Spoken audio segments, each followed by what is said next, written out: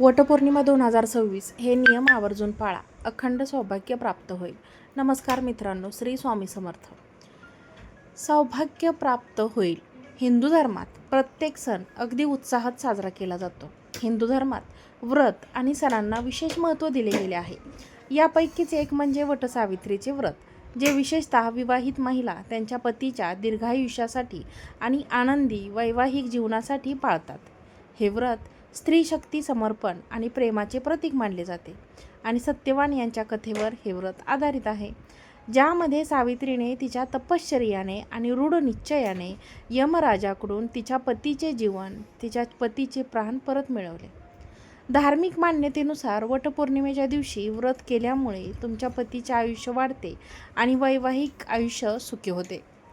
हिंदू धार्मिक श्रद्धेनुसार दरवर्षी ज्येष्ठ महिन्याच्या पौर्णिमेला वटसावित्री व्रत पाळले जाते. यंदा म्हणजेच 2026मध्ये 29 जून रोजी वटसावित्री पौर्णिमा येत आहे. 29 जून रोजी सर्वात उत्तम वेळ ही सकाळी 29 जून रोजी सकाळी 8:55 पासून सुरू होईल ते दुपारी 10:40 असेल. जर तुम्हाला सकाळी पूजा करायची नसेल तर सकाळी 10:30 ते दुपारी 12:30 या संपूर्ण वेळेतच, शुभ वेळेतच पूजा करू शकता.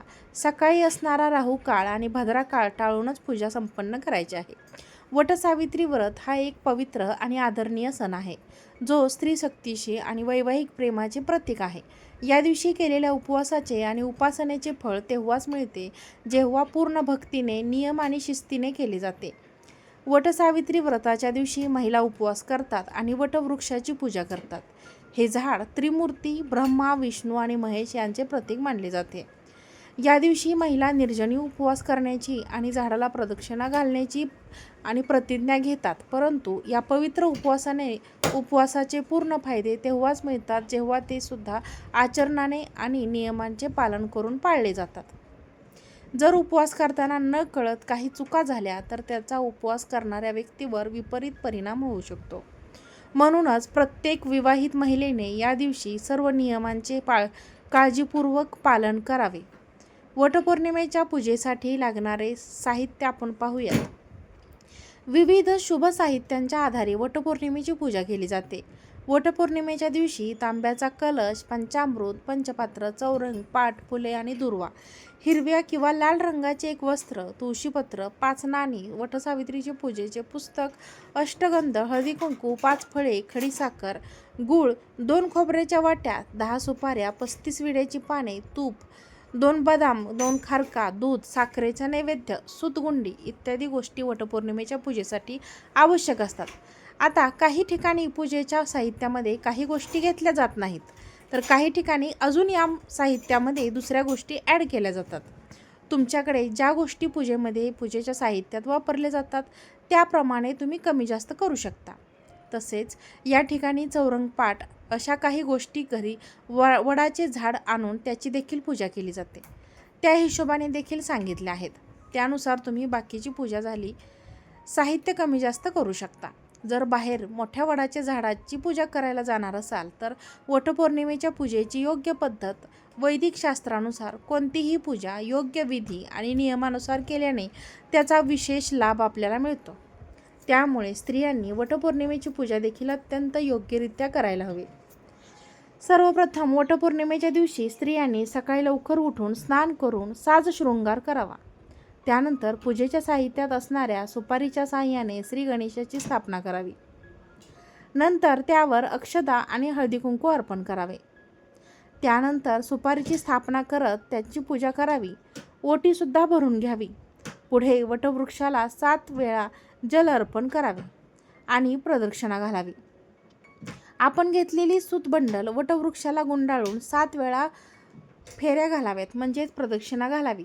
त्यानंतर नियमाप्रमाणे असे तर कोणत्याही घरामध्ये शक्य होत नाही, कारण या दिवशी सगळ्या स्त्रिया उपवास करतात.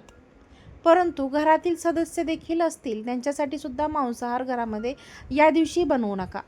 एवढेच नाही तर उपवासाच्या आदल्या दिवशी संध्याकाळी मांसाहार बंद करा आणि जर केलाच असेल तर घर व्यवस्थित पुसून स्वच्छ करून गोमूत्र शिंपडून दुसऱ्या दिवशी व्रत करावे. उपवासाच्या दिवशी फक्त सात्विक आणि शुद्ध अन्नाचे सेवन करावे. उपवासाच्या नियमांचे उल्लंघन केल्यास पुण्य कमी होते. काळे आणि पांढरे कपडे घालू नका. उपवासाच्या दिवशी लाल किंवा पिवळे कपडे घाला. हे शुभ मानले जाते. हे रंग ऊर्जा आणि शुभेच्छा यांचे प्रतीक आहे. पण तुम्ही काळे आणि पांढऱ्या रंगाचा सोडून इतर कोणत्याही रंगाचे कपडे किंवा साडी घालू शकता. वटपौर्णिमे दिवशी चुकूनही वाईट वागू नका. या दिवशी कोणाशीही उद्धटपणे बोलू नये. या दिवशी कोणाशीही कठोर बोलू नये. महिलांनी उपवासाच्या दिवशी शांतपणे, संयमाने आणि प्रेमाने वागले पाहिजे.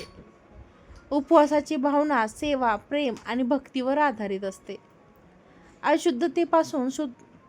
अशुद्धतेपासून दूर राहा. उपवासाच्या दिवशी शरीराने आणि मनाने शुद्धतेकडे विशेष लक्ष द्या. सकाळी स्नान करा, स्वच्छ कपडे घाला आणि पूजा करण्यापूर्वी मानसिक शांती राखा. पूजा करताना मोबाईल, टीव्ही इत्यादी वापरू नका. जेव्हा तुम्ही वडाच्या झाडाची पूजा कराल त्यावेळेस वटवृक्षाला जो धागा गुंडाळतात त्याच्या 7 प्रदक्षिणा करून झाल्यानंतर तो धागा तिथे सोडून या. उरलेला धागा तोडून घरी आणू नका. तो धागा आपल्याला तिथेच सोडून यायचा आहे. वटपौर्णिमेची पूजा करताना वडाच्या झाडाची पूजा करायची आहे. झाडाची फांदी तोडून आणून त्याची पूजा करू नका. तुम्हाला जर मोठ्या झाडाची पूजा करायला जाणं शक्य होत नसेल तर तुम्ही छोटे का होईना पण मुळापासून उगवलेले झाड घरी आणून त्याची पूजा करावी. पण चुकूनही वडाच्या फांदीची पूजा करू नका. यामुळे पूजा केल्याचा कोणताही फायदा तुम्हाला होणार नाही. वटपौर्णिमेच्या दिवशी पूजा करण्याआधी सुवासिनींचा जो साज असतो तो संपूर्ण घालायचा आहे. जसं की हिरव्या रंगाच्या बांगड्या, कपाळावर टिकली, हळदी कुंकू, सिंदूर आणि इतर ज्या काही सौभाग्याच्या वस्तू आहेत त्या सगळ्या घालायच्या आहेत. कारण हे व्रत आपलं सौभाग्य टिकून राहावं, पतीला दीर्घायुष्य वाढवण्यासाठी असते. चुकूनही काळ्या किंवा पांढऱ्या रंगाची वस्तू किंवा बांगड्या या दिवशी साड्या या पूजेत घालू नका. पूजेला जाताना शक्य असेल तर संपूर्ण पूजेचे साहित्य ताटामध्ये घेऊन जावे. त्यावेळेस आपली पूजा पूर्ण मनाने सफल होते. एक आहे एक नाही असे करू नका. शक्य असेल तेवढे संपूर्ण साहित्य पहिल्या दिवशी जमवून ठेवा. व्रताच्या दिवशी जर मासिक पाळी आली असेल तर सुतक पडले असेल तर तुम्ही हे व्रत करू शकता, पण वडाची पूजा करायची नाही. बऱ्याच महिलांना वाटते की पाळीच्या 4थ्या दिवशी केस धुतल्यानंतर आपण पूजा करू शकतो, परंतु 5 किंवा 7 दिवस झाल्यानंतरच खरं तर पूजा केली पाहिजे. तुमच्या मासिक धर्मावर अवलंबून आहे. जर तुम्हाला 4 दिवस मासिक पाळी येत असेल तर 5व्या दिवशी येत नसेल तर तुम्ही 5व्या दिवशी पूजा करू शकता. पण जर तुम्ही 5 दिवसांपेक्षा जास्त असेल तर तुम्ही 7 दिवसांपर्यंत पूजा करू शकता. तुमची ही वटपौर्णिमा पहिलीच असेल तर तुम्ही माहेरी जाऊन करावी असे शास्त्रात सांगितले आहे. पहिल्या वटपौर्णिमेसाठी लागणारे साहित्य हे माहेरचे वापरावे असे सांगितले जाते. तुम्ही माहेरी गेलाच पाहिजे असं नाही. सासरी देखील तुम्ही करू शकता किंवा ज्यांचा शास्त्रांवर विश्वास आहे ते माहेरी जाऊ शकतात. गर्भवती महिला वटसावित्रीची पौर्णिमा व्रत ठेवू शकतात, पण वटवृक्षाची प्रदक्षिणा करणे टाळावे. बाकी इतर महिला ज्या गर्भवती नाहीत त्यांनी या दिवशी वटवृक्षाची पूजा करावी आणि ज्या वडाला कच्चा धागा 7 वेळा गुंडाळावा. यामुळे पतीसाठी प्रार्थना करावी. वटवृक्षाची प्रदक्षिणा केवळ 7 वेळा आणि जास्तीत जास्त 108 वेळा प्रदक्षिणा घालतात. वटसावित्रीच्या पूजेमध्ये सावित्री व्रताची कथा वाचणे किंवा ऐकणे याला खूप महत्त्व दिले गेले आहे. असे केल्याने ही पूजा पूर्ण मानली जाते. त्यामुळे कोणत्याही कारणास्तव पूजा अर्धवट सोडू नका. ही कथा वाचा आणि ऐका देखील.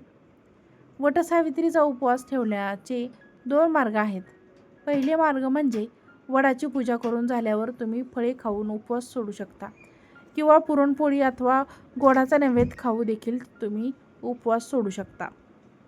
वटपौर्णिमेच्या पूजेसाठी त्यातील साहित्य नेहमी डाव्या बाजूला ठेवावे किंवा अत्यंत हे शुभ मानले जाते. हे व्रत पतीसाठी केवळ ठेवलं जातं. त्यामुळे या दिवशी कोणत्याही कारणास्तव पतीसोबत वाद घालू नका किंवा पतीसोबत या दिवशी खोटे बोलू नका. वटपौर्णिमेची ही माहिती मी तुम्हाला सांगितली आहे. ही माहिती तुम्हाला जर आवडली असेल तर व्हिडिओला एकच लाईक करा, चॅनलला सबस्क्राईब करा आणि हा व्हिडिओ जास्तीत जास्त लोकांना शेअर करा.